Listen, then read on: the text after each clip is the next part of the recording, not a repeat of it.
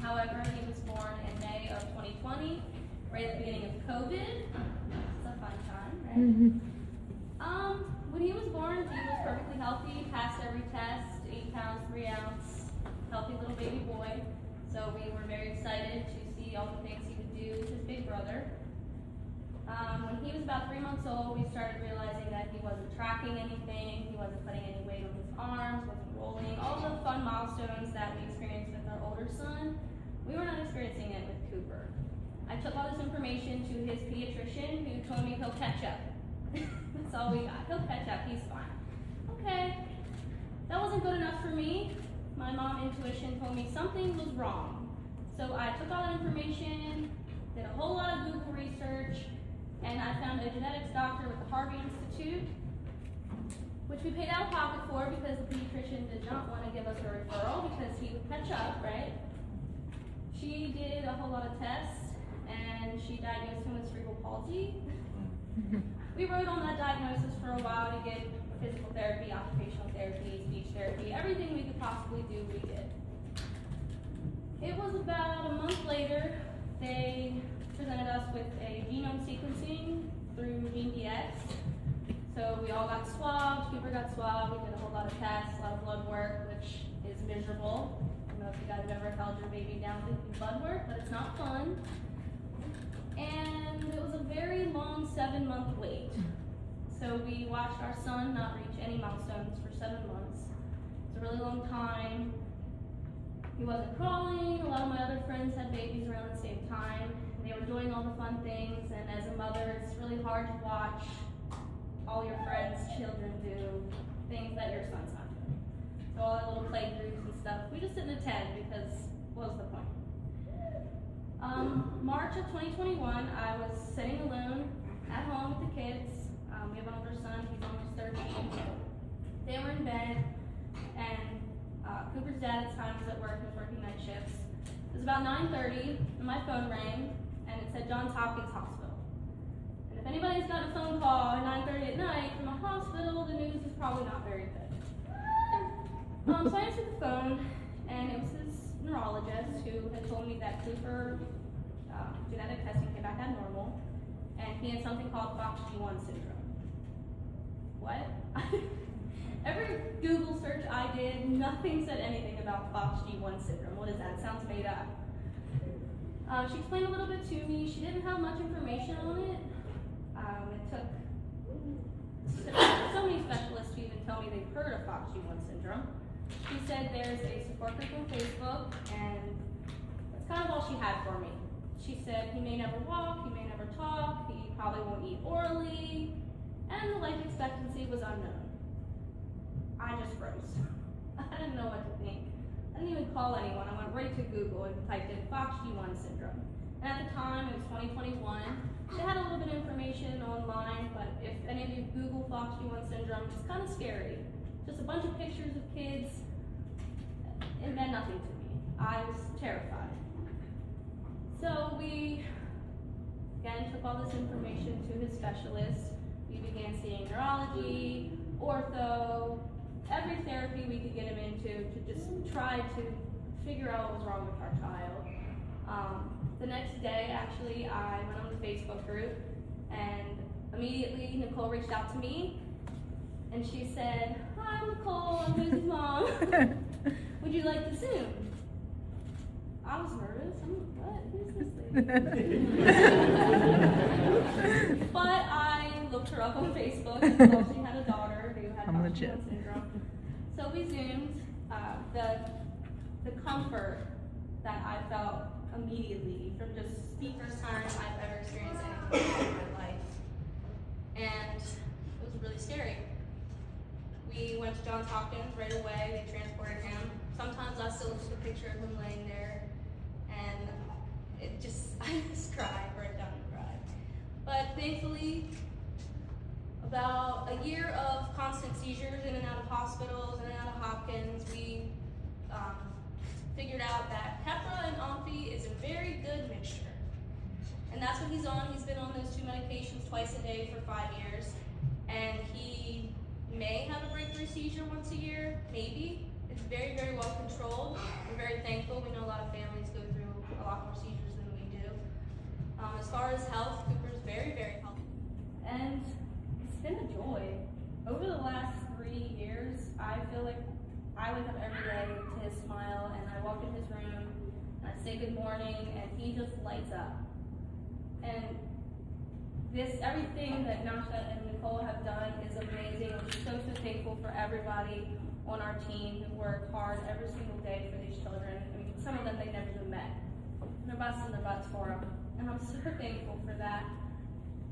And we just enjoyed Cooper. Thank you guys so much. We're really appreciative. I hope everyone enjoyed my story. My name is Zach Horton. And I'm Courtney. And we are mom and dad to this spunky, red-haired, fox-haired, 6-year-old we call Gianna. She's a kindergartner now. She's playing hooky and she's kind of enjoying it. So we live pretty close to here in DC proper, and we moved here about 4 years ago. Little did we know that 25 minutes away, you guys would be working on something that will change her life. So just amazing. We moved here 4 years ago for Courtney's medical residency at Children's National, where she works in the pediatric intensive care unit. And like everyone else in the Beltway, I'm a lawyer, so I'm really boring.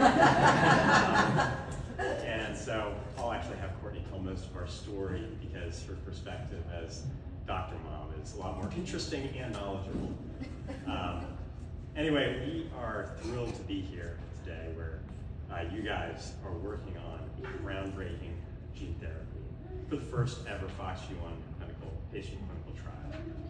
And I'd say it's hard to believe that we are here right now, but in a way, it's actually not that hard to believe. You see, in our view, it's no coincidence that this extraordinarily high-powered group all happen to have children with this extraordinarily rare, ultra-rare disease. I mean, so we have Nasha, tough as nails Harvard business grad.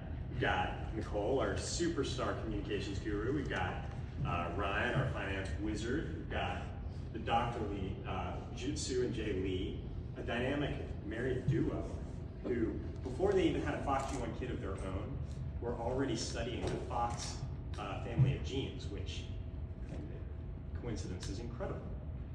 And we also have Gianna's superhero grandpa, my dad, who has proven exceptionally generous, capable fundraiser. And all of this we chalk up to God's amazing providence, an incredible plan to make good come of something extremely difficult. We owe a great debt of gratitude to everyone at the foundation who has poured their lives and souls into making this gene therapy a reality this year. Against all odds in what is ordinarily an arduous, agonizingly long drug development life cycle. And on top of this incredible parent-led team, we are especially grateful to all of you at Charles River who are working tirelessly to make this gene therapy possible in 2026. So a huge thank you to everyone here today. I'm going to tell our story as a family, and the first thing I was reflecting on as I was preparing for today was really how much my perspective on life has changed since I was pregnant with Gianna. I remember at the time I was in med school and I was so nervous about everything, and in particular I was really worried about having a child with something wrong. I thought that that was something that I could control, and that was definitely the med school brainwashing a little bit. But I was not eating soft cheeses, like spraying my fruits and vegetables with some kind of weird vinegar mixture so we would get toxoplasmosis, if anyone knows what that is. I made us move out of our brownstone in New York because there was a mouse living there. I thought I would get some kind of infectious disease from that. So I was incredibly nervous, and I thought I could do all of these things to prevent, to have, the perfect child. And back then I had this mentality that I think a lot of people have today, that disability is unfortunate or unlucky. Probably some of you can relate to the looks of pity that you get sometimes as you're lifting up a wheelchair or fighting with the handicap door. That never works, especially when you need it. And that was probably me before Gianna was born, thinking that maybe other people could handle it, but I certainly couldn't. I wanted or needed a normal child. But on November 9th, 2019, when she was born, all pink and crying, the crying which really didn't stop for a very, very long time. 48 hours, like continuous, unabated. All of those thoughts started to go away. And we were still months away from knowing anything about her condition. But that day that she was born, I really stopped caring about those things that I worried about beforehand. So our journey to Gianna's diagnosis is pretty similar to Mercedes' description of Cooper. My pregnancy was normal. She did all the normal newborn things except for sleep. We really struggled with sleep a lot. And then at around 2 months, she had some subtle signs that something was off. The first thing was she wasn't socially smiling, which is the textbook very first milestone that any child should do. And I was on my pediatric rotation at the time, so I was waiting for Gianna to socially smile, because that was the answer to the test question, what do kids do at 2 months? And she wasn't doing it. And I was just waiting, and everyone was like, just stop, she's gonna catch up, it's gonna be fine, give her a minute, she's gonna smile. But then as we were leaving her 2-month well check, I saw on the paper that they gave me that her head circumference was less than the 0th percentile. And no one really said anything about it, they didn't comment, it just gave me this paper with less than 0% written on the top. After her, next to her other normal measurements, her weight, her height, everything else was in range. And I was shocked by this. Like, sure, you can have a small head, you can have a 10th percentile head, you can have a 3 percentile head, 3rd percentile head, but less than 0, why wasn't anybody saying anything about this? So I kept calling the pediatrician, we went back for a lot of visits, we were measuring her head, I was measuring it every day with a paper tape measure to see if it was like getting bigger, because they told me it has to grow this amount every week and whatever. So I'm, measuring her. And finally, we all agreed that she had microcephaly and we needed to work this up. So we took her to a neurologist where she had an MRI. And it didn't give us too many great answers. Her head size was small. They thought the contours of her brain were maybe a little smoother than normal. They called it lissencephaly, but it was subtle. So really no big answers after her MRI. And with that, it was March 2020. As we all know, the world shut down due to COVID at that time. So as we were in quarantine, she continued to miss milestone after milestone, in particular her gross motor skills. So we tried some virtual therapy options over Zoom, and ultimately just tried to give her more time. The bias that she was normal and going to be normal and this happy child, was gonna catch up was really strong at this point. So we had a lot of doubt from family, friends that really anything was wrong at all. And how could we know what was normal? Gianna is our first kid, our first child, our firstborn, our parents' first grandkid. Hasn't had a kid in 30 years, some odd years. Like, and we're locked down with them, by the way. And nobody knows what's normal. And so sure, she hardly slept and cried inconsolably all night. Gianna, tough cookie. But maybe Gianna was just a really, really, really, really, really colicky baby. I don't know. And everyone told us we weren't, as new parents to be, oh, you're not going to sleep a lot. Oh, no kidding. This is really hard. And sure, Gianna had a smaller head, but I have a smallish head, and so it turns out some Hortons have smaller heads. So maybe this is just a weird family trait that we've never really noticed. I didn't measure everyone's head at one point, just to confirm that we didn't have clinically small heads. This happens, yes. And unlike Courtney, I'm no doctor, so I was far less attuned to what could go wrong.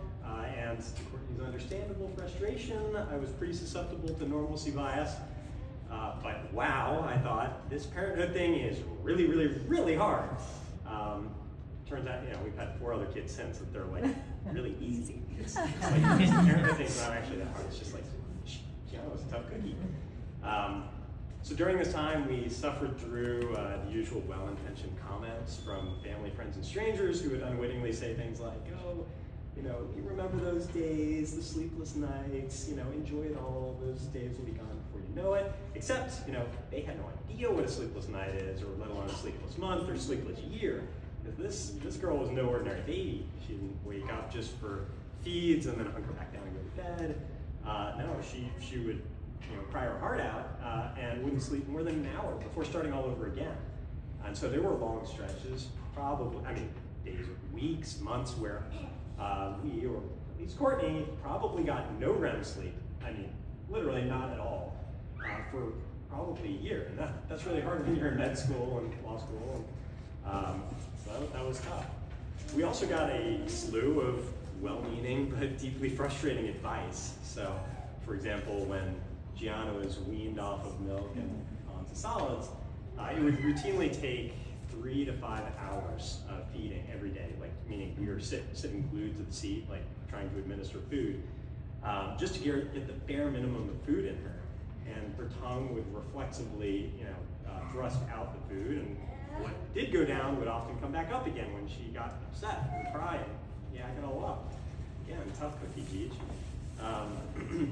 So it felt like a Sisyphean task, and so she lost weight, and she was soon in the 0th percentile for weight.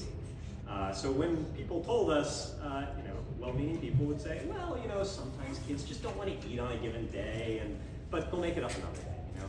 That, needless to say, that rang hollow, and worse than hollow. It just felt too often like we were just deeply and desperately alone. Nobody got it. Nobody understood what it was like, and how could we explain? We were new parents. So as she continued missing her milestones throughout that year, my preconceived notion of a healthy child, you know, was totally gone at that point. What I wanted was a diagnosis and answer, something that would just explain all of this, so that I knew this wasn't me just being a really bad first-time parent. So when she turned 14 months, we finally did her genetic testing, and it came back on January 12th, 2021. I had to request I never heard really from the genetics department, and I was like, they said it would be back, so I'll just ask GeneDx, and they emailed it to me. So I opened my email, and I scrolled through, and it said she had congenital Rett syndrome, which we know is what they used to call FOXG1. And that day was honestly the happiest day of my life since the day she was born, because we finally had an answer, we had something. And that's something that many people go through life without, kind of string along one diagnosis after another, but never really get a good answer. And that was really the first day. I took a deep breath and knew that there was a reason that all of this was happening. And what was more, that day we gained the family that's here today, the FOXG1 community. We didn't know it on January 12th when we opened the report, but I think I got a message from Nicole on January 13th, or thereabouts, and that was the beginning of the journey that brought us here, standing in Charles River. So after we had our first call with Nicole and Nasha, I've always thought of Gianna's diagnosis as winning the rare disease lottery, because many children, including many of the patients that I take care of at Children's, have gotten genetic testing results that are ultimately giant dead ends. Most rare diseases are not well understood, they're understudied, certainly underfunded, and they, you know, most people don't even have a parent group to fall back on, so you have no one really, you're just kind of out there with your rare disease and your child. But we had the privilege of joining a community and an organization that was already firing on all cylinders. They had, the parent founders here in this room had already poured so much sweat, blood, and tears into developing and promoting a cure for FOXG1 syndrome. So we were really lucky, and that day was a huge, huge moment of hope for us as a family. And so, yeah. So, since you guys are here to hear about our kids, just want to tell you a little bit more about Gianna. Social smiling, because honestly, that's all she does now. Yeah. She's a social smiler. She's the smiliest, happiest girl there is. Of course, she's not going to do like that. You've seen her smiles already, most of you, right? It's just, besides being incredibly cute, there's something more meaningful to say about that. And I think we as a community of FOXG1 families know we know now that all of our children have normal receptive language, even though they have significant expressive speech problems. And so what that means is that they're fully with it. Like they are present, they are age appropriate, they are ordinary kids, right? Even though they can't always show it. So to know that Gianna is 110% aware of everything that's going on, and she's watching her siblings running around and tackling each other and being crazy and effortlessly playing and talking, and still she is smiling despite the fact that she can't get up and join them. I mean, it gives us pause when we ever think we're unhappy, right? Like, she's happy despite it all. And the other thing to know about Gianna is she's such a hard worker. We've had her in all kinds of therapy from that first year. And no matter what, she is always smiling. She never cries, no matter how many hours and hours of therapy she has to do. She might be tired, sore, or both, but she is still smiling and still working hard to try to get there. So in terms of her development, she has made a lot of progress over time. She eventually rolled as a baby. She was probably 8 or 9 months when she rolled, and then around 18 months she did sit up on the floor and on a chair unsupported. And that's really the last milestone that she's completed. She still can't walk, crawl, or stand unsupported, but she walks with hands held and with a gait trainer. So we're hopeful that someday that'll eventually mean more independence for her. And something else I was reflecting on as I was kind of working on the talk was how fixated on her therapies I was early in life. I felt like how she was doing in therapy was a reflection of me, how much therapy I was putting her in, and it really took a big toll. It was a measure of my own success as a parent, and maybe other parents can sort of relate to this. But over the 6 years, I've kind of realized Gianna's going at her own pace, she does her own thing, and I have to really meet her where she's at. One example is I think it took us a really long time to realize how much baby talk we were doing with her long after she was a baby. And despite our best efforts, even today, lots of close family and even her teacher sometimes end up resorting to that because she doesn't talk back. And so now what's really important to me is that not where she is in her therapy, but that how I'm caring for her and treating her as a person. That I'm talking to her and acknowledging her like any other 6-year-old, even though she doesn't talk back to me, that we get her to the toilet on time so she doesn't have to use her diaper, that we're standing her up at the sink to brush her teeth and everything else that a normal kid could do, and that she gets playtime with her siblings, not just hours and hours of therapy. And so that's what all of this is about for us, not that she's going to be an Olympic swimmer or a presidential speech writer or anything else, but that with this student therapy, she gets to enjoy all of the big and small things in life. So yeah, to wrap up, we just want to say thank you for listening to our family story and for all the work that you're doing here. We are so grateful. Hang out, have tea time, and cross. That's fun. This is a new presentation.